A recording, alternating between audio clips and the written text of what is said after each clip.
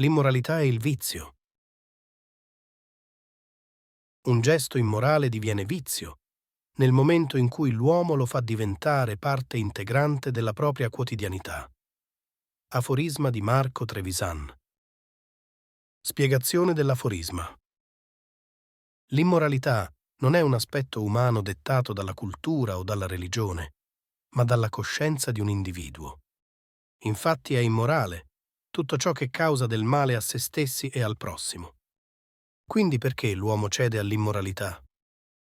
Perché stranamente essa genera sempre un certo piacere interiore, e per questo l'uomo la ricerca sovente, fino a quando il piacere non viene sostituito dall'abitudine, diventando vizio.